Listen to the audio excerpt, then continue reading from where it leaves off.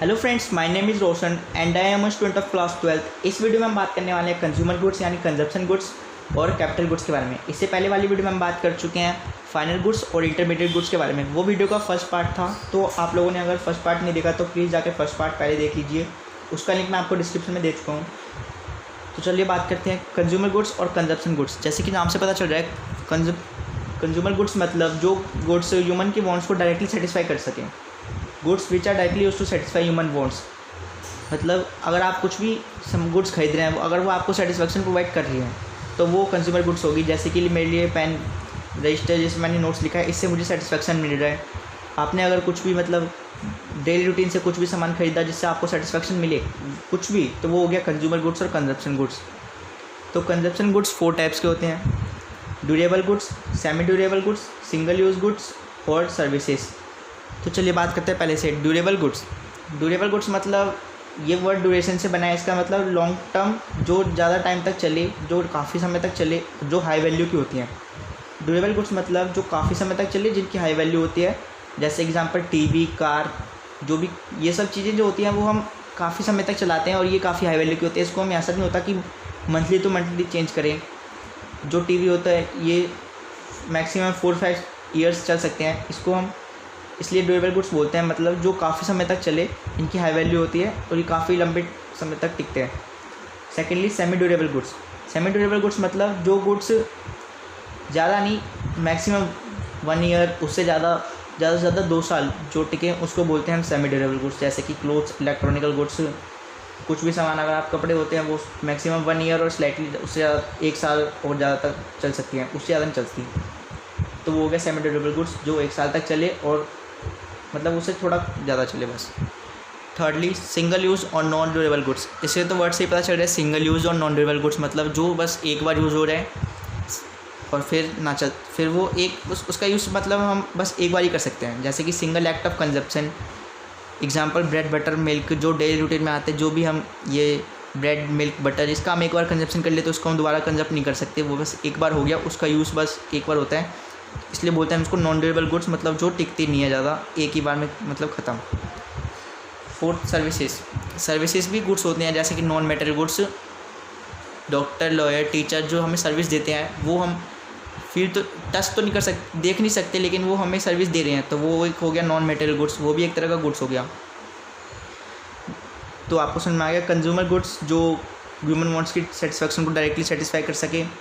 4 types के होता है। ड्यूरेबल गुड्स जो काफ़ी लंबे समय तक चले, जो हाई वैल्यू की होती है, जैसे कि TV, car. Secondly semi durable goods जो 1 ईयर और स्लाइटली उससे थोड़ा चल सके, उसको बोलते हैं clothes, electronical goods. Single use मतलब जो एक बार चल सके, बस उसका यूज़ एक बार हो सके, जैसे कि bread, milk, butter. Fourth services non material goods, जैसे कि सर्विस होते हैं डॉक्टर, लॉयर, टीचर सबके। सेकेंडली हम बात करते हैं capital goods. They are fixed assets of the producer, these goods are use in the process of production for several years. Capital goods जो होती है वो प्रोड्यूसर की फिक्स्ड एसेट्स होती हैं, जो प्रोडक्शन में उनकी हेल्प करती हैं आगे प्रोडक्शन करने के लिए। वो एक तरह से लंबे समय तक चलती हैं, उसको हम जल्दी चेंज नहीं कर सकते। ये तो नहीं है कि हमने मशीन खरीद लिया उसको हम अगले महीने चेंज करेंगे, नहीं, वो चलेगा 2-3-4 साल तक आराम से चलेगा। इसलिए उसको बोलते हैं fixed assets of the producer, जो काफ़ी लंबे समय तक चलती है और प्रोडक्शन में उनकी हेल्प करती है फॉर सेवरल ईयर्स, मतलब वो काफ़ी लंबे तक चलती है, जैसे कि प्लांट एंड मशीनरी। अब इससे कंक्लूजन निकल के आता है all capital goods are producer goods but all producer goods are not capital goods. तो आपको समझाता हूँ। कैपिटल गुड्स तो हमें पता चल गया जो प्रोड्यूसर की फिक्स्ड एसेट्स होती हैं। प्रोड्यूसर गुड्स मतलब वो गुड्स जो दूसरे गुड्स की हेल्प से कोई और गुड्स बनाए, उसको बोलते हैं प्रोड्यूसर गुड्स। जैसे कि कैपिटल गुड्स में आगे मशीनरी, फिक्स्ड एसेट्स में आगे मशीनरी, और बाकी जो और भी प्रोडक्शन में काम आती है उसको हम बोलते हैं प्रोड्यूसर गुड्स। इसको मैं एग्जांपल के ज़रिए आपको समझाता हूँ।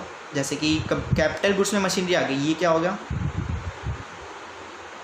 फिक्स्ड एसेट्स, मतलब कैपिटल गुड्स में आ गया फिक्स्ड एसेट्स, बाकी जो बचे वो प्रोड्यूसर गुड्स में आ गए। तो हमें कंक्लूजन क्या कह रहा है, all capital goods are producer goods, मतलब ये कैपिटल गुड्स प्रोड्यूसर गुड्स हैं। हाँ हैं, मशीनरी जो है वो इसमें भी है, तो मतलब कैपिटल गुड्स तो प्रोड्यूसर गुड्स हैं, लेकिन but all producer goods are not capital goods. लेकिन जो इसमें रॉ मटेरियल वो इसमें है नहीं है, तो प्रोड्यूसर गुड्स जो होते हैं वो सारे कैपिटल गुड्स नहीं होते। मतलब कैपिटल गुड्स जो होते हैं वो सारे प्रोड्यूसर गुड्स तो होते हैं, लेकिन जो प्रोड्यूसर गुड्स है वो कैपिटल गुड्स नहीं होते हैं। समझ लो आप, जैसे मशीनरी में फिक्स्ड एसेट्स आ गया, ये कैपिटल गुड्स है लेकिन ये प्रोड्यूसर गुड्स भी है। तो तो ये इसमें आता है, लेकिन प्रोड्यूसर गुड्स में जो ये दोनों हैं रॉ मटेरियल वो इसमें नहीं आता, क्योंकि ये कैपिटल गुड्स में ओनली जो हाई वैल्यू के होते हैं जो लंबे समय तक चले, लेकिन रॉ मटेरियल उतने लंबे समय तक नहीं चलता, इसलिए ये इसमें आ गया। अगर आप चाहें तो इसका स्क्रीनशॉट ले सकते हैं। आगे हम बात करते हैं डिफरेंस बिटवीन कंज्यूमर गुड्स और कंजप्शन गुड्स के बारे में। चलिए बात करते हैं कंज्यूमर गुड्स और कैपिटल गुड्स के बारे में difference. They lead to consumer goods, they lead to direct satisfaction of human wants, मतलब कि ये ह्यूमन वांट्स की सेटिस्फैक्शन को डायरेक्टली सेटिस्फाई कर सके। जैसे कि आपको एग्जांपल दे चुका हूँ मैं, ब्रेड बटर मिल्क, ये सब सारे जो भी ह्यूमन वांट्स को सेटिस्फाई कर सके, उनकी सेटिस्फैक्शन को दूर कर सके, उसको बोलते हैं consumer goods.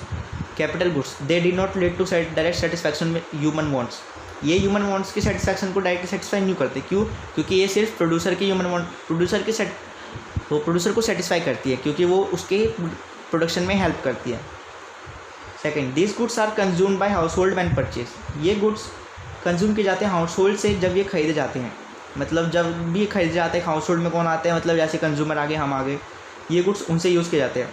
And secondly capital goods, this goods are use by producer for further production, ये गुड्स किसके ज़रिए यूज़ किए जाते हैं, ये गुड्स यूज़ किए जाते हैं प्रोड्यूसर के ज़रिए एज अ फिक्स्ड एसेट्स जो उनके प्रोडक्शन में काम करे।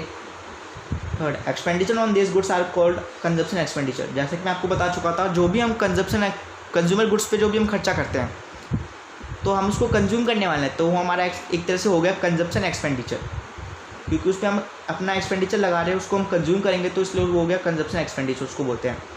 एंड इसमें expenditure on this goods are called investment expenditure, मतलब जो भी हम किसी भी चीज़ में हम अगर पैसे लगा रहे हैं, अगर उससे हमें इनकम मिल रही है, इन रिटर्न में हमें कुछ मिल रहा है, तो वो एक तरह से इन्वेस्टमेंट हो गया। तो कैपिटल गुड्स में हम अगर फिक्स्ड एसेट्स में पैसे लगाएंगे तो उससे हमें पैसे मिलने वाले हैं, तो expenditure on this goods is called investment expenditure. Fourth, higher production of consumer goods leads to higher level of welfare of society, मतलब अगर हम कंज्यूमर गुड्स की हायर प्रोडक्शन करेंगे तो वो हमें तो इकोनॉमी में ज़्यादा गुड्स आएंगे, तो इससे क्या होगा, इकोनॉमिक का वेलफेयर होगा। तो higher production of consumer goods leads to higher level of welfare of society का वेलफेयर होगा। अगर हम अपनी इकोनॉमी में ज़्यादा गुड्स लेंगे तो सोसाइटी का वेलफेयर होगा। Fourth, higher production of capital goods leads to higher production capacity in the economy, अगर हम कैपिटल गुड्स यानी मशीनरी सबका प्रोडक्शन ज़्यादा करेंगे, अगर मशीनरी ज़्यादा आएंगी तो वो जल्दी से प्रोडक्शन करेंगी, तो इससे क्या होगा, higher production capacity in the economy का भला इसमें भी होगा, क्योंकि अगर ज़्यादा मशीन जाएंगे तो ज़्यादा कैपेसिटी में वो प्रोड्यूस कर पाएगा और उसकी स्पीड भी बढ़ जाएगी। तो ये हो गया, ये डायरेक्ट सेटिस्फेक्शन देता है, ये नहीं देता, ये कंज्यूम किया जाता है हाउस होल्ड से जब खरीदा जाता है, ये प्रोड्यूसर से। इस पर जो खर्चा करते हैं उसको बोलते हैं कंजप्शन एक्सपेंडिचर, इस पर जो खर्चा करते हैं उसको बोलते हैं इन्वेस्टमेंट एक्सपेंडिचर। इसका प्रोडक्शन करेंगे तो इकोनॉमी में इसका सोसाइटी का वेलफेयर होगा, और इसका करेंगे तो प्रोडक्शन कैपेसिटी इंक्रीज़ होगी। हम बात करते हैं कंजप्शन एक्सपेंडिचर की।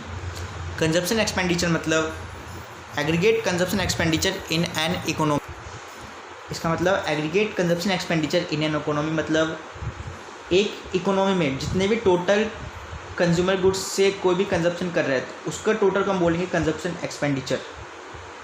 समझ में आया? जैसे कि एक इकोनॉमी में जितना भी कंज्यूमर गुड्स, जितना भी उनका मतलब जितने कंज्यूमर गुड्स पे, जैसे कि एक इकोनॉमी में जितने कंज्यूमर गुड्स पे जितना भी खर्चा हो रहा है उसको बोलते हैं कंजप्शन एक्सपेंडिचर टोटल।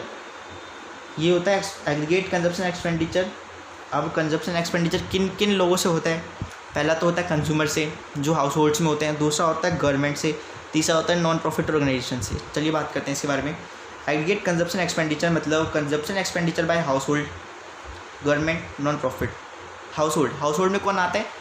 कंज्यूमर्स, जो भी मतलब हाउस होल्ड में जो भी आगे वो, जैसे कि हम भी कुछ करेंगे उसमें, उस पर खर्चा करेंगे तो वो एक कंजप्शन एक्सपेंडिचर हो गया।